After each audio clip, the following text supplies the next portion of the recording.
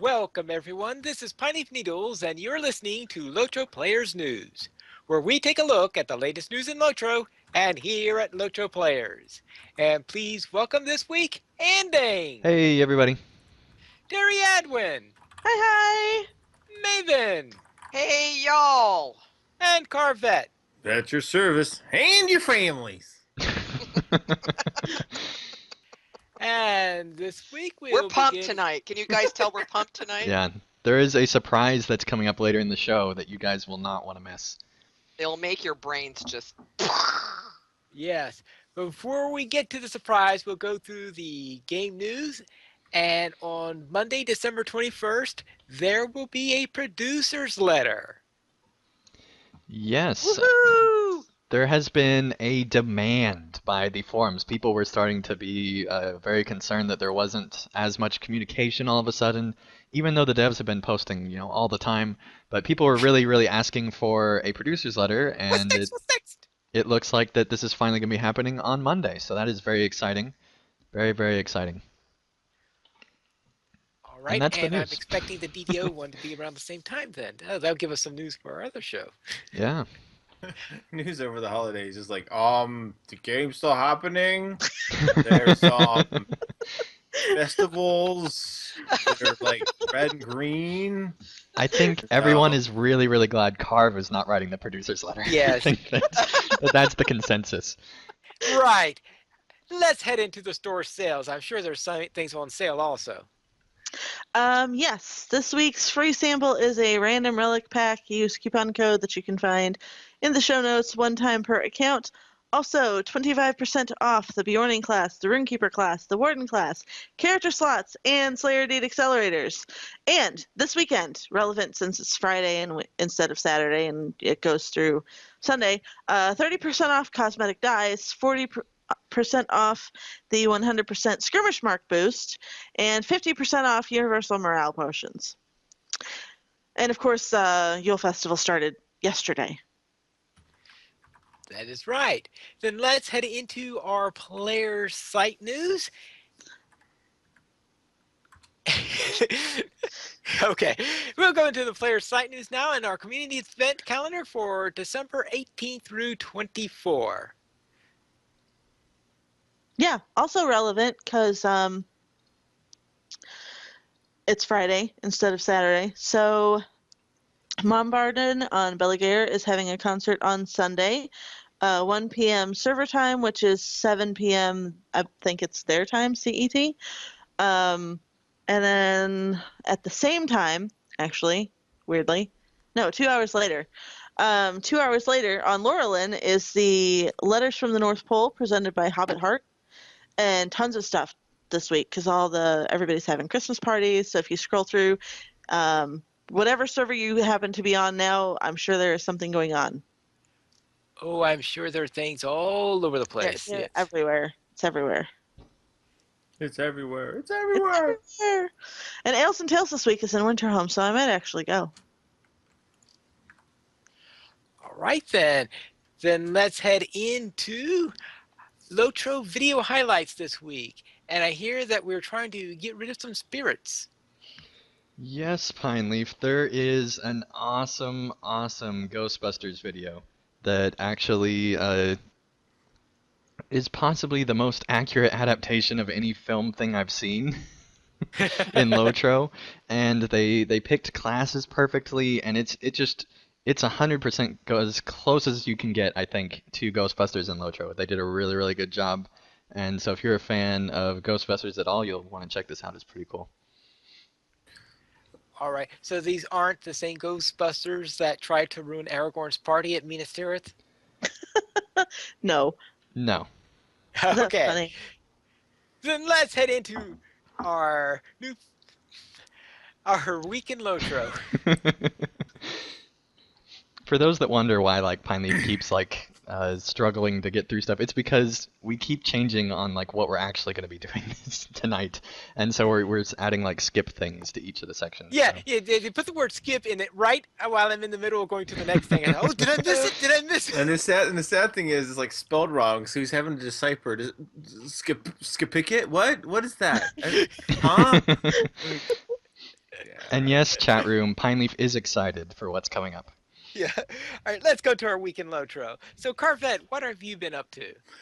Oh, well, not very high actually, because I've got some Hobbit play. What I was doing was, for the first time, I was able to heal all three Garth Argwin instances on my minstrel, and the only death was myself, because I forgot to heal me.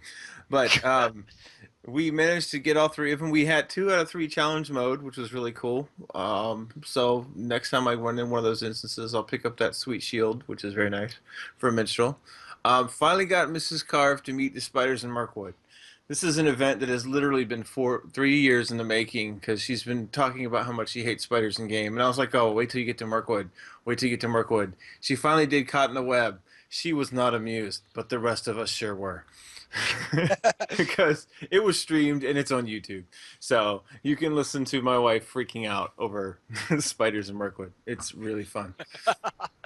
And I got my Bjorning to Rohan, my Gladden Bjorning. He's now 74 and is sitting on a war steed. So I'm really excited about that. Oh, now you have to learn how to actually write it. Yeah, well, riding a war steed's not so bad. I've got other characters that have ridden war steeds, but I'll have to figure out which one of his skills are melee, which ones are ranged, and all that kind of jazz. Because I'm guessing, oh look, I've leveled up another melee war steed character. Oh, yeah. We If you've been watching my series on YouTube, you'll know how much I've been complaining about the Bjorning on the war yeah. I may have to catch up with your show and be like, oh man, why did I level my hunter? I could have leveled my hunter. My hunter's level 70. Why did I pick him? You know, but. Ending, what'd you do? Yes, well, I had been kind of bogged down by finals this week, so I didn't do too much Lotro. But I am kind of like punishing myself for last week when I did 3 things and we were only supposed to do 1. So this week I'm only going to do 1 thing to make up for it. So I helped a formerly evil dwarf get closer to a former dwarf stronghold that he probably wants to go to, especially if he's still evil. And if you don't know what I'm talking about, then it's totally Yeah. Bingo Boffin. And I don't want to spoil Bingo Boffin. So anyway, Right. Maven, what have you been up to? Is this thing on? Is this Yes, thing on? you're good. Oh, good. The mic's hot. That's progress indeed, isn't it? Okay. I skirmished responsibly. Ooh. That's I important. knew Pineleaf would be so impressed. That's important.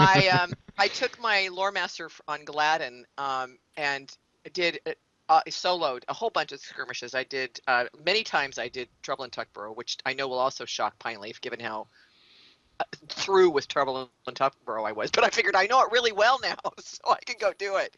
And then I did Thievery and Mischief, and I did Attack at Dawn, and I did Defense of the Prancing Pony. I mean, I was just like a skirmish maven. But I gotta say, you know, with the lore master, it's like you got a 3-man fellowship, right? Because you got the, I mean, I had the Lynx was tanking for me, and I have a warrior, and then I could stand back and do range stuff. So it's like, hey. So I went slightly over level, but I haven't been like ballsy enough to go like, you know, like way over level. So I'm gonna try that next. Cody, you're Um, using a Lynx as a tank? Well, yeah, he does. Well, I mean, maybe I'm not. I always using, thought a Lynx is more of maybe a I'm not using the as more term of a tank properly. damage type. Well, I mean, Hey, but if he the Lynx definitely is pulls holding aggro. aggro, then he's Mhm. tanking, whether he is a tank or not. If he's And holding actually, that both of mob, them, the warrior and the tanks between them hold the aggro beautifully. So yeah, maybe it's yeah. a full tank situation. I dressed my Gladden lore master to celebrate this as the evil queen from Snow White is basically what the outfit looks like in black. In burgundy, Yeah. it doesn't look quite so much, but it's quite impressive. And Erithert, I happened to run into this morning, and he looked at it, he was like, "Whoa, awesome!" So I have like, you know, Terry was a thumbs up, Erithert's a thumbs up. We're good to go. I told you. I'm you gonna have to take some read it. photos. I need to do some photos, and I'm gonna put some on my Twitter stream. So stay tuned. And then Terry and I went epic battling with our Gladden characters, and it was fun. This Terry on Gladden doesn't really have the hots for Imrahil like the Terry on Landreval does. So she didn't Because get she's from Rohan. yeah, she didn't get distracted, so that was good because we had a lot of work to do. So that was good. We did the epic battles. We did Helm's Dyke, and gosh, we did 2 Helm's Deep ones, and then we did the Ministerial ones, and then we got all dressed up in our dresses and went and did Thievery and Mischief in Bray. That's fantastic. Freetown So ladies, won't you come out tonight? Come that's out right. tonight. Come out tonight. We Freetown ladies, won't should you do come that out tonight? sometime, Terry. We should do a skirm all dressed up and have that be when we video it, There you and then go. have that be the song while we show it.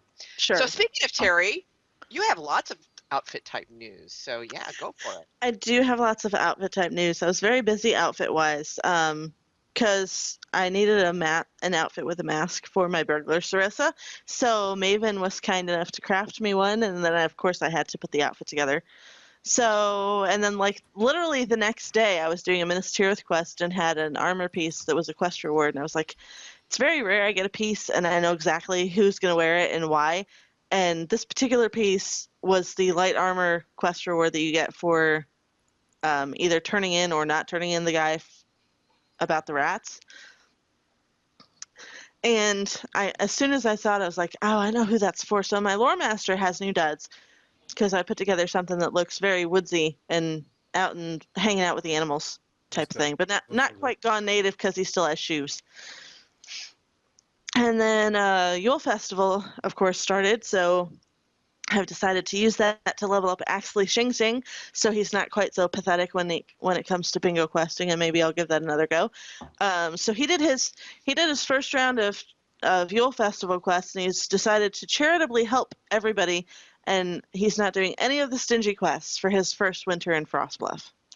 And then my last thing that I did is I joined Mythgard for some skirmishing, and it was so funny because I happened to be in Wiggins' group, which is Corey Olsen, the Tolkien professor, who many of you might know as streaming a burglar on Fridays, and he was on his Guardian for the Mythgard, and I was on my burglar, so I was showing off some of the cool stuff that you can do in Yellowline for off like secondary healing type of stuff. That was It was fun. very cool. It was a lot of fun. Yeah, I was like, we don't have a healer. Wait, we have a yellow burglar and a blue captain. Yeah, we do. We're good to go. And a skirm soldier. We're good. Nobody died. No. Well, I Well, can't see. I say that, but yes, technically, it's her this own is how she fault. died. It's her own fault. She It was shot her the own guy fault. with the She reflect wasn't. from the Feast of Vengeance. Yeah, she wasn't paying attention to the fact that the Well, priest of vengeance was you still know. on the field and the buff moved. Yeah. The funniest part, because I wasn't in the group, so I was just listening to it. I was in a different skirm group, but it was so funny because when Wigan got hit with the fear of the Nazgul going over, and I guess he had not, like he maybe hadn't, Pineleaf had told us about it, but maybe it didn't register what Pineleaf meant, and all of a sudden he started running, and he's like, "What am I doing? This is so embarrassing." And your guardian awesome. loses his stuff on the Awesome. field of battle. Mm. It's okay. We'll turn the other way. This isn't noble at all, or what I forget what he said, but it was just Yeah. so fun. Yeah. Cracked me up. Along those So lines. Pineleaf, what did you do? Pineleaf, Pine. Pineleaf, Pineleaf. Did we lose our host? Oh no! Where's Pineleaf? Oh no. What do we even do when this happens? What do we do? This is he gone, unprecedented. Like gone? This Is has he, like, never like, is he- happened. Oh, did that? There you are! Oh God, I was so freaked out. Okay. I was wondering what you were talking about, and then I said, "Oh, okay." I think Let's Pineleaf go just in- fell like down the well in Moria and then like somehow made it back up like real quickly or something. Like that was Wow. scary. All right. Heavens, we're Let's glad get you back to came. this. On Arkenstone during the field trip, I ran the Drowned Treasury, and therefore I am now preparing to undertake what I expect to be a very successful raid. Very successful raid. What do you define as a very successful raid, finally? You obviously don't know what I'm talking about if you were asking that question. Gotcha. Yes. Second of all, I spent a great deal of time in Eregion on various characters. And I was running quite a bit of Storm on Methydras. Therefore, it is time to head into our special presentation for tonight, where Andang will introduce us to what we have in store for you. Yes, I am super excited for a long time, like even before LOTRO Players News has existed, way back on CSTM. We've been trying, and me personally, I have been trying to get interviews with Turbine. And tonight, we are actually having a written interview that we'll be reading on the show from Maid of Lions about Bingo Boffin, the epic story, and a whole bunch of other stuff. Basically, after I saw how this most recent epic story ended, I knew that I had to get an interview with Maid of Lions because it was just so awesome, and I knew that I had to do this. So, very excited that he graciously accepted and sent back the answers, and then they sat in my inbox for like 2 weeks because I had finals and a bunch of papers due and stuff like that, and didn't notice because it didn't have email notifications because I accidentally turned that off. That's Andang's apology right there. Easy I'm apology. super sorry, Maid of Lions, for doing that. But the good news is that now on this short, what would have been an obnoxiously short episode of LOTRO Players News is now going to be a really awesome episode that's full of awesome details and behind-the-scenes stuff. And I'm really excited. And so, anyway, since I sent off the questions, I'm going to be asking the questions to you guys, and you guys can be pseudo Maid of Lions reading them out. So, Oh my. so No pressure. no pressure. Right? All right, so here we go. First question. How did you initially come up with bingo? And let's start with Pine Leaf. I can't really point to a single moment where bingo came from. I had been bouncing around the idea for a shadow epic of sorts for years now, not in tone or in relation to the main story of The War of the Ring, but in terms of a long story that passes through many regions and covers a really wide level range. Eventually, I sat down and started noodling some notes to figure out what sort of story could carry a narrative for a long period. It would need to be a journey, so we need a journeyer. And I thought a mostly light-hearted journey would be a good counterpoint to the frequently dour nature of the epic story, in much the same way that The Hobbit feels very different from The Lord of the Rings. And Bingo made himself known not long after that. That's awesome. Nice. Very cool.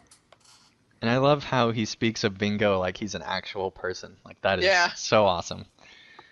All right, next question. How did you decide on having episodic quests? And Terry, can you read this one? It takes a lot of work to make content for Lotro, and it often gets consumed really quickly. I've always thought it would be a good idea to keep some content in reserve that could become available over time. That way there's interesting stuff happening even when we're between updates. As the story for Bingo Boffin developed, I realized that it would be a good candidate for this sort of unlocking over time content, because otherwise a high-level character could start at the beginning and play through the entire thing immediately, just like what often happens with the epic. By making it a monthly or weekly event, it's easier to justify the sheer amount of work and resources it would take to build, because it stays relevant for a longer period of time. There's also something to be said for the game design challenge of making something that extensive. Once it occurred to me that we could make a 52 quest storyline, I wouldn't be happy until we did it. Nice. That's really cool. That is not how I expected it to be thought out. That it was more on just the level of the content. That's really surprising. Really cool. All right, next question. Was developing the tech for Episodic Quest challenging, or was it relatively simple? And Carve, can you take this one? Actually, most of the tech involved for this already existed since we needed a similar system to make the various festival quests work. The engineering team did give us the ability to have a more complicated set of requirements for displaying Bert Bartleby's guidance comments each week, so that needed some new tech, but that wasn't so bad. All right, that's awesome. Next question. Will we see other Episodic Quest sets in the future? And Maven. I could see there being some more episodic quests, but I would want them to be something different. I don't think the Ballad of Bingo Boffin with an elf would be the right way to go. Absolutely. or a dwarf for that matter. Bingo still has a long way to go. We're 18 weeks in as I write this, so we're still not even halfway. And actually, that was 2 weeks ago, right? So Yeah, we're 20 weeks now. 20. Yeah, we're But if still his at- adventure is well received, I could see us making more episodic quests. It would just take the right story, I think. I hope they do. I think that would be great. Yeah. Yeah, you definitely have to. I mean, I like the idea of following a character, but having the right character to follow and the right Right. story definitely makes it or breaks it. Yeah. Definitely. I really hope that there's more episodic content. I think that I would like to see just smaller content updates in general so that we get them more often. Because, this team at Turbine is smaller than what it used to be, and so it would be cool to see just smaller content updates that are still like the same amount. So like with Minas Tirith, for example, they could have had just Minas Tirith and then Old Anorian. And I think that'd be cool. And they could even still make it part of the same quest pack, just kind of like divvy it out over time. Just a thought. All right. So next question is actually from Elsie, because we did take fan questions, if you remember, way long time ago. And Elise. yeah, that too. Elise. Elsie. Elise asks, is there a backstory to Bingo's sweater? I'm convinced there was a grandmother who knits behind that sweater. And Pineleaf. Our art director designed Bingo's outfit. So I don't know if there's a secret origin to the sweater in particular. I expect that some kind-hearted boffin probably gave it to Bingo when he was younger. Now my personal theory, of course, is that it was Priska. That's possible. All right, so that is the Bingo Boffin section of the interview. We're now going to be moving to general Turbine questions, and then later we'll have Epic Story and some other stuff. So general Turbine questions. The first one, how far in advance do you finish a book of the Epic Story before it releases? And Terry again. A book of the epic story can usually be played through from start to finish about a month or so before release, but that time is spent cleaning it up, adding polish, and fixing bugs. Voiceover usually gets hooked up during this time too. Right, that's actually later than I thought it would be, but I guess that is like the final in-game version, so that means he probably actually writes it a little bit sooner than that. So Oh yeah, I'm pretty sure he writes it a lot earlier than yeah. that. Yeah. It won't be playable when it's on the writing board. Oh, Right. no. All right, next question. Sean asks, another fan question. Does the rest of the story have a set roadmap? Will the rest of Galadriel's prophecies come to pass? And Carve. I have a pretty good idea of the overall storyline of the epic, but I wouldn't say we're locked into a set roadmap. We try to stay pretty flexible concerning where the story takes us. When I came up with the Galadriel prophecies in 2008, I obviously had certain events in the story in mind, and I don't think it's a stretch to say that 7 years later we're certainly closer to some of them than we were. It's like, yeah, I've got this board of where I want these things to happen, but we still haven't quite figured out how to stick them all in there yet. Yeah, That's pretty darn awesome. that is.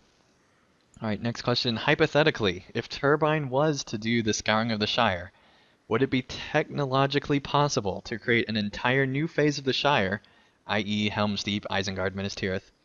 And if it was technologically possible, would it be worth the amount of time and effort it would take? And Maven. The Shire is pretty big, and I'm not sure we need the entire thing in order to convey what we'd want to convey about the Scouring.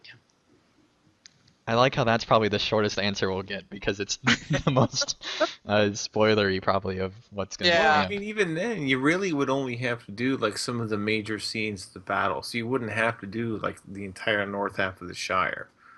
And even then, you might not even have to do much more than one of the sections of the Shire. You'll Yeah. need Bywater at the very least. Yeah, I mean, Bywater, maybe area definitely. around Bywater, maybe, I don't know. But yeah, you really wouldn't need as much as you'd think.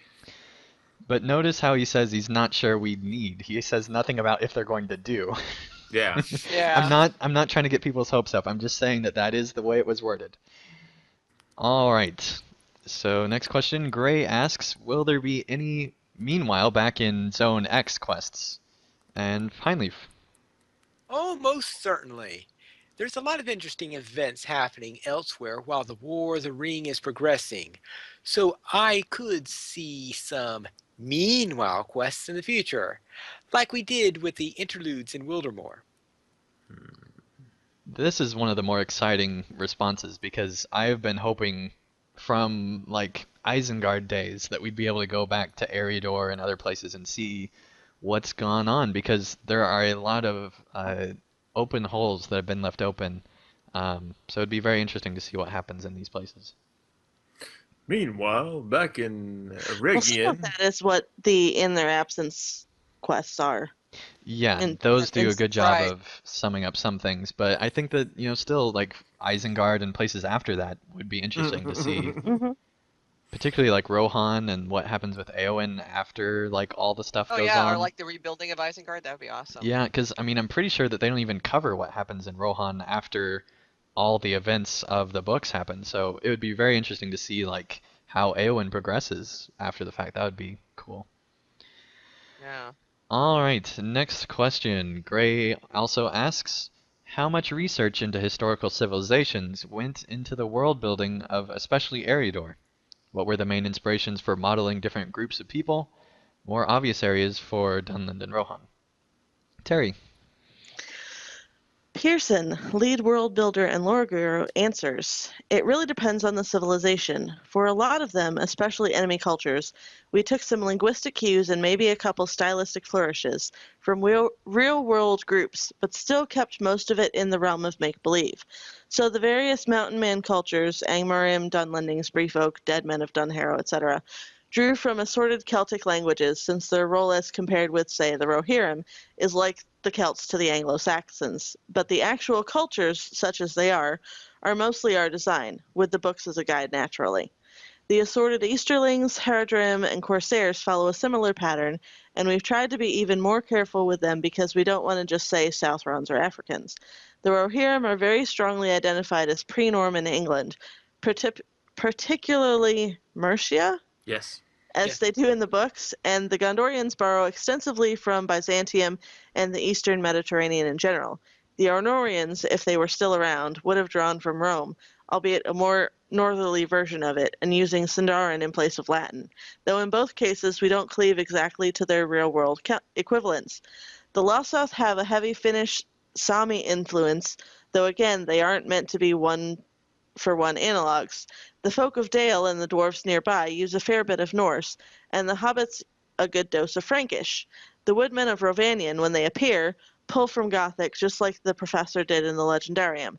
And elves are elves and orcs are orcs. Well, that explains a lot. I've always felt like the Gondorians didn't quite fit my idea of what they should be, but knowing now what they're kind of based on in the game and maybe what Tolkien was influenced by, especially the idea of the Arnorians being Roman, it makes a whole lot more sense now. Yeah, and especially since you said the Byzantium for the Gondorians and Hmm. Honorians Romans, so you Hmm. a split empire. Yeah, absolutely. Yeah. Yeah, that Yeah. is really cool. That is Yeah. really cool. Wow. All right. Moment to soak that in is A now moment of over. silence. A Yeah, moment of silence. Yeah, soak yeah. that in. All right, next It's really question. interesting. Will the quest counts in the store for quest packs be updated to accurately represent the number? In some cases, the actual number is much smaller than the amount indicated in the store. Quartermaster U says, and let's go to Carve. Quartermaster U says, we try hard to make sure that we're not overstating. In the store descriptions, we try to account for actual quests rather than the deeds and quest totals. Our goal is to give you a good estimate of the amount of fun you can have, and we'd rather underpromise and overdeliver. Maybe? I, Maybe. I think I think one of the big debates I've heard on this particular topic is there's like the discrepancy between what you get for what you pay for and what quests are actually available in the zone depending on whether or not you pay for the quest lines or not. And I think that's where I've heard the debate flip back and forth on these things. Like you say, Angmar has X number of quests. Well, yes, the region has X number of quests, but when you buy the quest pack, there is a smaller set of those because a lot of those are free with the Epic, and there's all these other kind of deals thrown in. So I'm okay with the numbers on the store. Yeah, the place that this originated was from Brannick, and they talk on Lotro Academy all the time about how the quest pack numbers are basically not true on what you're actually buying. Yeah. Yeah. And so, I think that Quartermaster kind of read this question backwards by his answer. But I think that I sometimes get the feeling that they're counting the number that there are some quests that are versioned based on class and race because Probably. and there are very subtle differences, but of course when you're going through in a particular class you're not going to experience more than one version at a time. Yeah. So it'll be interesting to see if these get updated or if they keep it as the instance. Because I think if you add in Epic Story and other stuff, it technically is the right number. It's just not counted for. It's not the most clear for what it actually is giving you, I think. And so, just rewording Yeah. it or recounting it to make it be more obvious on what it is actually saying you're getting would be nice. All right, so we are now moving on to epic story questions. This first Ooh. question does not have spoilers, but we will be giving a spoiler alert for when there are actual spoilers. Okay, question. Are there any characters harder to write than others? If so, why? Maven. It's actually pretty hard to write villains, especially among the Nazgul, because we have a relatively small number of lines from which to draw their voice. For other serious villains, it's important to me that we keep them from being too cartoonish, which can be a danger if we veer too much into "you foolish fool" territory. Sometimes it's okay if things are pan-seared, though. I love that. I actually love all of the bosses in was that Phil Gashan? I love that Oh instance yeah. because it's like a secret orc wrestling training camp. I mean, there's the Yes. over the top pan searing You want your you cook. want your Yeah, pan-seared? yeah. And then you've got the general who sounds like he's going, and we're gonna come down and crush Lothlorien. You know, he's like this That's big right. macho guy. It's so much fun. That's awesome. All right, we are now giving a Volume 4, Books 1 through 4, spoiler alert. If you have not done Volume 4, you probably will not want to be listening to this part, so you'll want to skip ahead to the end. And honestly, there's not going to be that much show left after this, so you might just want to move on to the next episode and save this for when you get through Volume 4, because I think you'll want to hear these responses on some of the things he says as to like their planning behind these things, because it's really interesting. Um, so anyway, with that out of the way, we will move on to the first question. And it asks, was there a plan when Volume 1 was being written to have Mordred return for the Gondor story? And Pineleaf. It was always the plan to have Mordred's return as we moved closer to Mordor, although we hadn't yet nailed down that he would be Gothmog. We made that discovery during the planning for Volume 4, and it was the subject of another number of emails with the heading of G equals M as we worked out if that was feasible. I love that it was, and I think that it makes his return and Gothmog's status as a second in command, as seen in Return of the King, more powerful and affecting. I love Definitely. how he says we discovered. I love that. Yeah. Yeah. Yeah. This whole thing, he's treating them like actual characters, which is awesome, and also makes sense since he's been dealing with them for like 8 years. So, Yeah, yeah, and true. technically even more than that since he was writing before the game came out. So, wow. All right, next question. Are the Minas Tirith tier passwords in the Dark Timeline different from what they would be normally? Are the passwords of Minas Tirith Lotro's way of telling us what timeline we are in, like the spinning top from Inception? So I should have given another spoiler before that, but I'm giving one now. Terry. There are a few telltale signs in there that serve the same purpose as the totem from Inception, such as the continued use of the phrase "the end has come," which Denethor repeats several times, and which Hmm. appears on the withered tree scroll by the model in the Dome of the Sun. But I didn't plan the passwords with that in mind. Some of the passwords do vary from character to character, though, which is actually kind of cool.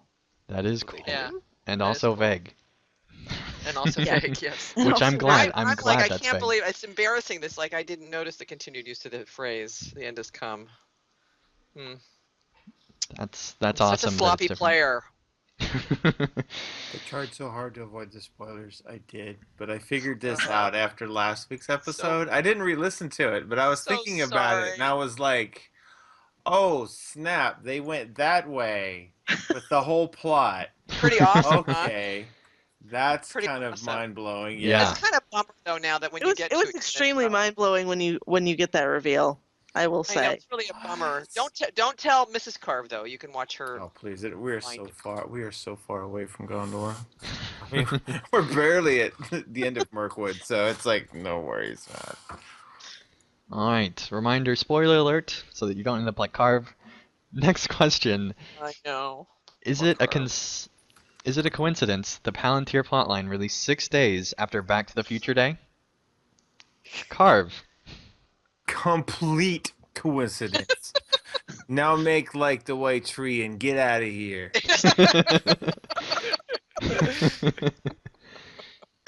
That's awesome. All right, next question. Do you think about saving the Palantir, or did you think about saving the Palantir reveal until next update and just ending with the epic battles? Maven. Oh, it's perfect. I get this one. Very early on, we talked about when we should pull the veil back on that particular reveal, and one of the possibilities was leaving it until the next update. But it was felt that it might be too confusing or lose its impact if we let it sit. I felt very strongly that once we started going all in on some of the horrible things that happened, we really had to pull the curtain back before the instance concluded. I'd like to think that we've earned some goodwill over the years with the way we respect the lore of Middle-earth, but if we didn't explain ourselves after the darkest hour, I think it would have been pretty sorely tested. Very good point. You know, the time between, oh my God, it would have been just a storm of Oh yeah. conjecture and criticism and everything if they hadn't done that. Yeah. I'm surprised that they even considered it. Like, I fully expected this question to answer be like, no. Yeah, no way. So, No way we could. yeah, so that's awesome that they actually, thought about maybe tricking players for a while longer. The whole idea of, a Palantir inspired vision, just like, wow, cool. Yeah. All right, next question. Was Sauron busy when we looked into the Palantir? Why did he not try to gain information from us like he did from Pippin? Pineleaf. I think Sauron can tell which Palantir is being used. So when he sees a hobbit looking into the Orthanc stone, it immediately catches his attention. Saruman has the halfling, which means that Saruman probably has the ring. He'd better send someone to get it at once. When Denethor shows you the Anor stone, you're not wrestling with Sauron the way that Denethor has been. You're much more of a bystander. So he's not so it's not to say that Sauron is busy, although he is arranging for the first of the last war, but I think he isn't expecting to see you. If he expects to see anyone unusual, he's probably worried that Denethor will step aside and reveal Aragorn before his own armies are in position. Dr. Octothorpe also has this to add. It's not just that Sauron could tell which stone or who's looking in it. Isn't there an intimation that Denethor, Mhm. like Aragorn, has strength of will to wrestle with Sauron? So he would always interfere more subtly with the stone. Whereas for the Orthanc stone, he picked up the receiver expecting Saruman and found a hobbit. Yeah, Mm. that's a good point. That is what's made that the fact that Denethor is unaware that he's being manipulated. There's never a direct line, connection. I mean, Sauron doesn't reveal himself openly to Denethor. He manipulates what he sees. Right. So yeah, that's true. Interesting. And that sounds like something that Sauron would have manipulated us into seeing, what we do see. Well, Right. see, Yeah. that's what I've always thought about the Palantirs. Because Sauron has had his taint on them for so long, whatever you see, whether you're wrestling with Will like Denethor or not, it's gonna be tainted simply because Sauron has got his filthy mitts all over it. At Yeah. least that's always been my take on the Palantir, anyway.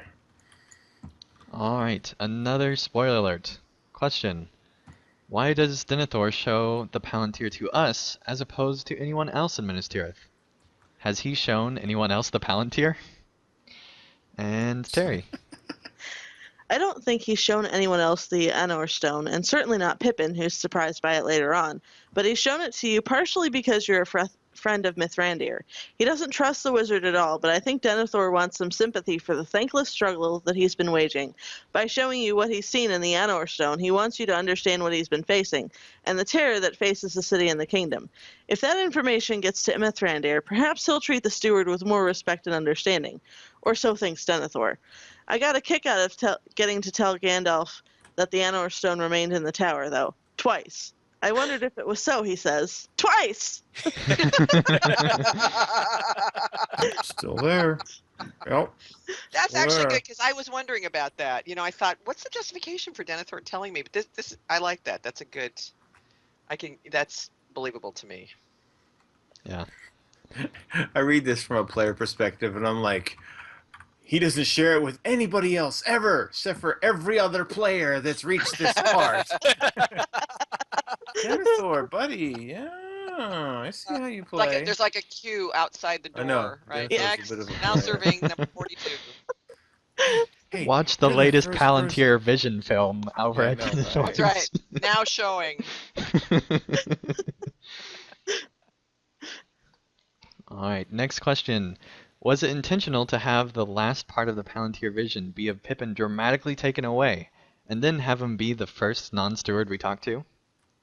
And I don't remember if is it Carv's turn or did you just read? No, I just made commentary. Okay, No, your it's turn then. Parv's- It's Parv's Okay. turn. It's intentional that you talk to Pippin immediately after the events of the Darkest Hour, because I wanted you to see that he's all right. And I also thought it was important to have something a little more lighthearted after the heavy stuff we just experienced. That's definitely a good point. Glad That's important, because you see a lighthearted fellow like Pippin get snatched up by a Nazgul of all things, you're like, no! Oh, it was all just a horribly bad Palantir dream. You tricky tricksters! Let me get some ice cream. Pizza. Mm-hmm. Alright, next question. Other than the Palantir, were there any other options discussed to allow the players to experience both the Siege of Minas Tirith and catching up with the Rohirrim? It's me, right? Yep.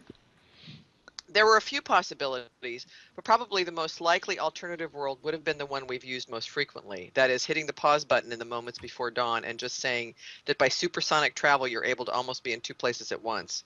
There might have been a long tunnel through Mindoluin in that event. I like the way we handled it because it lets us explore both the siege and the steward's state of mind in interesting ways. It's true. Yeah. That is true. Like I said in the review, this is the best way I think they could have handled it, is doing it this way. It is so awesome. Yeah. Alright, final question. What is more likely? Bingo Boffin actually swimming, or the people of Gondor accepting Gothmog as the rightful king? Oh, I don't know that it's as clear as all that. Do you believe that Narmalith was redeemed? Because if people can come back from such evil, I would say that Gothmog's claim is actually pretty strong. To be fair, that might be a pretty big if, but still. Smiley face. I'll tell you what, man. Narmalith went through a whole lot for her quote-unquote redemption. I mean, even to the point of losing a hand. So, I don't know, man. I think the other dude's really in it deep. Yeah, he seems like And he is. I can't let's imagine. face it, I think it's right now in the situation where if Bingo Boffin hasn't learned how to swim by now,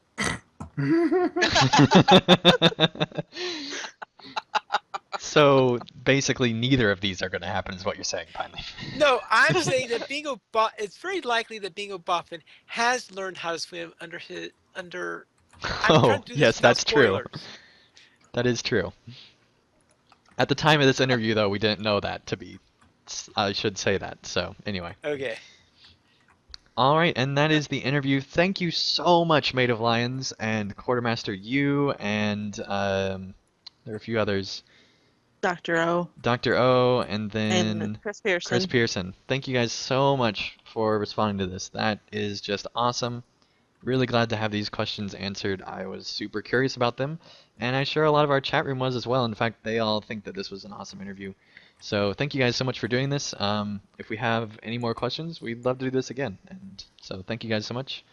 And yeah, that's awesome. So on with the show, Pineleaf. We currently have 19 supporters on Patreon, and if you would like to join this illustrious aid of players to help support LOTRO players, simply go to the donations page where you can support the Players Alliance on Patreon. There you will find rewards including a mention on the podcast of your choice, or even be a guest on an episode of LOTRO Players News. And how far are we from the next goal? Well, Pineleaf, we are still a ways away. We are actually a little less than $40 away from a LOTRO 1-year VIP code giveaway. It would be so awesome to be able to do this. Just being able to give away a 1-year VIP would be very, very cool. And yeah, we're getting closer. And just a reminder, every bit helps, and helps support the network. We have a lot of podcast hosting and website hosting, and actually like replacing gear when it breaks and stuff like that. So all that stuff goes into what you get out of supporting the Players Alliance. So it would be cool to have Yes. some more support. Very well. And Barnabas left a comment on the LOTRO store news, so let's have Terry Adwin read it. Barnabas said, I am down with this bear sale. Thank you, Barnabas. Thank you, That's Barnabas. fantastic. I like bear sales. Yes. Bear sales are good. If you would like to email us, you could send it to podcast@lotroplayers.com. You could also follow us at Twitter, the Players Alliance @Players Ally, Lotro Players @Lotro Players, Andang @PVMP_Andang, Arithert @Arithert, Carvet @Carvet LP, Maven @Token Maven, Pineleaf @Pineleaf Needles, and Terry Adwin @Terry Adwin. The Players Alliance has 4 live shows. Every Monday at 8:30 p.m. U.S. Eastern Time, we have DDO Players News. Every other Thursday at 9 p.m. U.S. Eastern Time, we have XP Quest. Every Saturday at 8:30 p.m. U.S. Eastern Time, we have LOTRO Players News, but there won't be one tomorrow because we are holding that show early this week. And every other Saturday after LOTRO Players News, we have Tale of the Free Folks. And when is the next episode of this, since we are taking a little sabbatical for the rest of the year? Yes, we will be returning June 2nd. Not a very long sabbatical. June 2nd? June 2nd? July. No, we shouldn't push it back. Let's say January 2nd. How about that? Do you guys Oh, like that better? Okay, January. Phew. All right, we'll do it January. You guys win. All You right. You could join us for our live shows at lotroplayers.com/live. Thank you everyone for listening. This is Piney Needles reminding you to skirmish responsibly.